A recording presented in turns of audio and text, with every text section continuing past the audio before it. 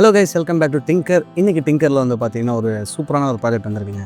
இந்த வண்டி வந்து பார்த்திங்கன்னா நாங்கள் ரொம்ப நாளாக பிளான் பண்ணிட்டு இருந்தோம். இந்த மாதிரி ஒரு வண்டி பண்ணணும். மெயின்லி வந்து பார்த்திங்கன்னா லேண்ட் க்ரூசர் ப்ராடோவில் ஏதாவது பண்ணணும் அப்படின்ட்டு, இனோவாவில் பண்ணணும், டொயோட்டா வண்டி பண்ணணும்னு சொல்லிட்டு ரொம்ப நாளாக பிளான் இருந்துச்சு.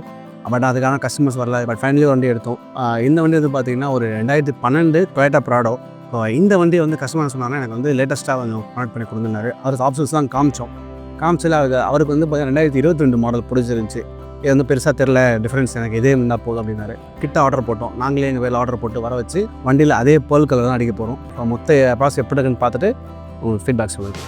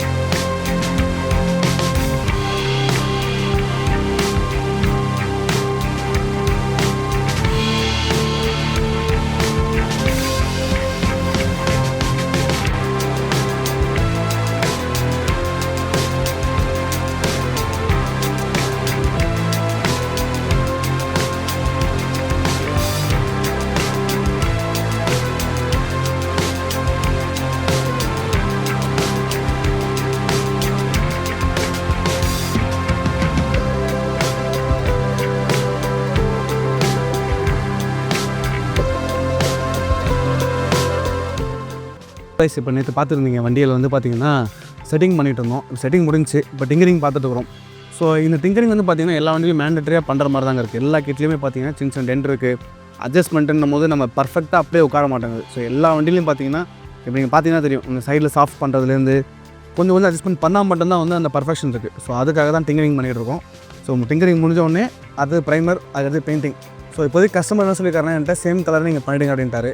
ஸோ இப்போ சேம் கலர் தான் பிளான் பண்ணியிருக்கோம். மேபி இன்கேஸ் ஏதாவது கலர் மாறுற மாதிரி இருந்தால் அது எதாவது டிஃப்ரெண்ட்டாக வரும், பார்ப்போம்.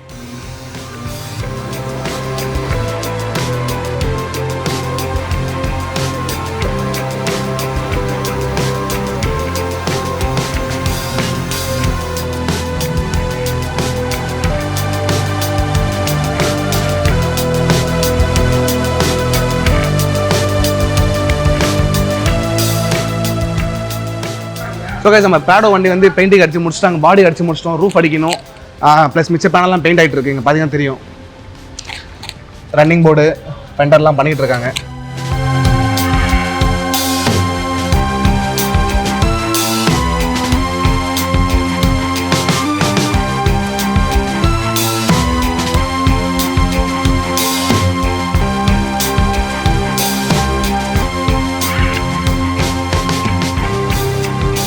பண்ணிட்டு இருக்கோம். முடிஞ்சிட்டு அதே பேர்ல் கலர் தான் சூஸ் பண்ணுங்க, வேறு எந்த கலரும் சூஸ் பண்ணல.